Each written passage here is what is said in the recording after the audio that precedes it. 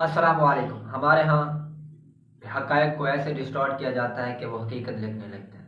आज मरीम नवाज़ साहिबा ने अपनी तकरीर की है और उन्होंने हक़ाइक़ को इतने गलत अंदाज में पेश किया है और वहाँ पर मुझे हैरत इस बात की हुई है कि वहाँ पर जो लोग खड़े हुए थे वो भी तालियां पीट रहे थे। क्या बात करें, हालांकि उनकी एक बात भी सिर्फ झूठ झूठ झूठ और झूठ ही थी। इस तरह हक़ाइक़ को डिस्टॉर्ट किया गया, वो मैं आप लोगों के साथ शेयर करता हूँ। पहले तो मरीम नवाज़ ने बहुत ही नामुनासिब तकरीर की इमरान खान साहब के हवाले से। उन्होंने अपने इमरान खान साहब की बीमारी का मजाक उड़ाया, क्योंकि इमरान खान साहब ने अदालत में लिख के दिया है कि उन्हें पाइल्स की बीमारी है। मतलब मरीम नवाज़ ने कहा है कि वो उस बीमारी का नाम लेना भी मायूब समझते हैं। और क्या मरीम नवाज़ से कोई ये पूछेगा कि क्या बीमारियों की भी कोई किस्म होती है, कोई अच्छी बीमारी होती है, कोई बुरी होती है, या इंसान कहे कि भाई मुझे जो है ना वो अच्छी बीमारी लगे ताकि मैं बताने में कंफर्टेबल रहूं। इस तरह जो पाइल्स है उसके लिए एक बायोलॉजिकल टर्म इस्तेमाल की जाती है। तो मरीम नवाज साहिबा ने वो भी अदा करने की बजाय इमरान खान की बीमारी का खुलम खुला एक पूरे जलसे में खड़े हुए तमाशा बनाया, और उससे उसके बाद भी उनका जी नहीं भरा।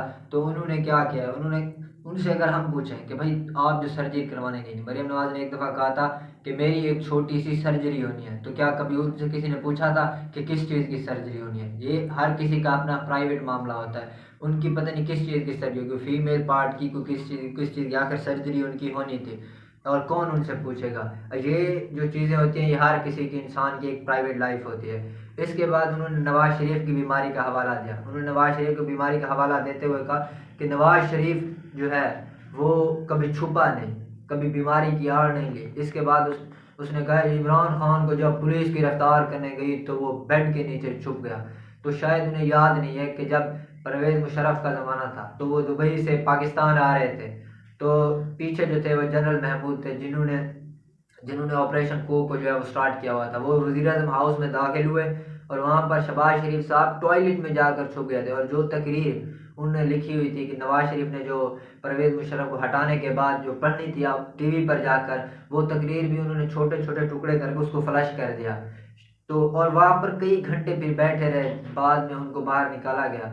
इस तरह शायद उन्हें कोई चचा का अपने का ये वाक़या याद नहीं है, या फिर वो इस चीज़ से कतई लाइल्म है। इसके बाद अगर बात की जाए तो कहते हैं कि किसी तरह से भी जो पलड़े हैं वो बराबर किए जाएँ। भाई पलड़े कैसे बराबर होंगे? नवाज शरीफ साहब वापस आएंगे और आकर अदालतों में कहेंगे कि जी मेरे साथ नाइंसाफ़ी हुई है, तब जाकर ना पलड़े बराबर होंगे। वैसे अगर ये सारा दिन जलसों में कहती नहीं तो कौन पलड़े बराबर करेगा? इसी तरह एक नासिर भाट साहब हैं, वो मुस्लिम लीग नून के, उन्होंने क्या किया है, वो जैसे इमरान खान साहब को गिरफ्तार करने के लिए पुलिस गई है, उन्होंने पीछे से ये किया है कि वो एक नौजवान है, वो सीढ़ी लगाकर बाहर जा रहा है। तो वो हमजा शहबाज थे, जब उनको नैब गिरफ्तार करने के लिए गई थी तो वो सीढ़ी लगाकर बाहर निकल गए थे। इसी तरह उनको जब बाद में ट्रोलिंग हुई, फिर अभी तक भी मैं देख रहा था, अभी तक भी उन्होंने वो पोस्ट नहीं हटाई। उन्हें पता है हो रही है तो हमजा की हो रही है, चचाजाद भाई की हो रही है, तो उन्होंने अभी तक उसको लगाया हुआ है। इसके बाद अब जो नवाज शरीफ के बारे में कह रही है कि नवाज शरीफ कभी बीमारी के पीछे नहीं छुपा। तो जो 6 हफ्ते पहले अदालत से लिए थे कि मैं बीमार हूँ, तो सुप्रीम कोर्ट ने कहा था ठीक है आप जाएँ 6 हफ्ते ले लें, 6 हफ्ते के बाद आप फिर आ जाएँ। तो नवाज शरीफ साहब 6 हफ्ते के लिए चले गए थे घर, वहाँ पर भी जाकर वो किसी हॉस्पिटल में कहीं पर भी एडमिट नहीं हुए थे।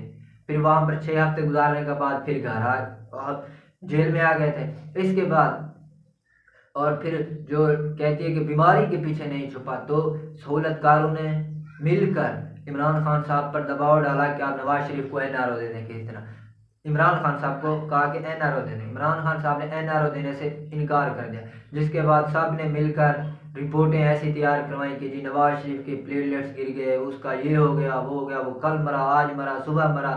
इसी तरह से ख्वाजा हारिस साहब जो कि नवाज शरीफ के वकील थे, उन्होंने अदालत में खड़े होकर कुछ 17 किस्म की अद्वियात बताई थी जो नवाज शरीफ सुबह शाम दोपहर को खाते हैं, 17 किस्म की, और बीमारियों के नाम गिन गिन गिन गिन कर उन्होंने नवाज शरीफ को रिलीफ दिलवाया है। इसके बाद जब मरियम नवाज ने कहा है कि तुम किसका मुकाबला करोगे, तुम नवाज शरीफ का क्या मुकाबला करोगे, तुम तो इसकी एक बेटी एक औरत का मुकाबला नहीं कर सकते। मतलब ये कि मरियम नवाज साहिबा औरत को कमज़ोर समझ रही हैं, एक औरत कार्ड खेल रही हैं ताकि उनकी पब्लिसिटी में इजाफा हो।